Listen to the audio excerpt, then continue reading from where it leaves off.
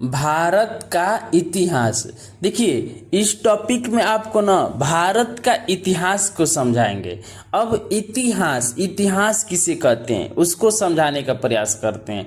देखिए, किसी भी वर्ड या किसी भी शब्द को तोड़िएगा, खंडित करिएगा ना, तो उसका अर्थ अपने आप निकल जाते हैं। अब इसमें क्या है, इतिहास यानी इति प्लस हास। इति का मतलब होता है बीता हुआ, हास का मतलब होता है कहानी, यानी कहने के मतलब है ना जो बीती हुई कहानी है, कहाँ, भारत में, उसी को पढ़ने, यानी कहने का भारत का इतिहास, भारत में पहले का हुआ था, कैसे हुआ था, उसी को क्या कहेंगे, भारत का इतिहास। अब देखिए, ये टॉपिक ध्यान से समझिएगा।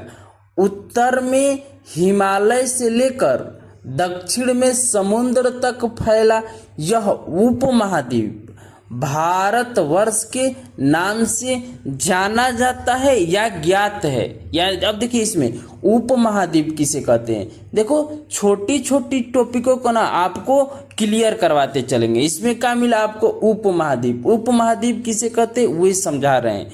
उपमहाद्वीप कहते हैं, मान लीजिए कोई तालाब या कोई नदी हो गया, उसके बीच में कुछ मिट्टी जम गए, कुछ मिट्टी हो गए और उस पर रहने लायक बन गया, उसी को क्या कहेंगे, उपमहाद्वीप। यानी रहने वाले जगह को ही उपमहाद्वीप, यानी बीच में थोड़ा मिट्टी है और चारों ओर पानी है, उसी को उपमहाद्वीप कहेंगे। इसी तरह हमारा भारत देश है। मान लीजिए पहले बड़ा समुद्र था, उस समुद्र में मिट्टी जमे और उस पर लोग रहने लगे, उसी को क्या कहा जाने लगा, भारतवर्ष। आगे चलकर हर टॉपिक को आपको क्लियर करवाते चलेंगे।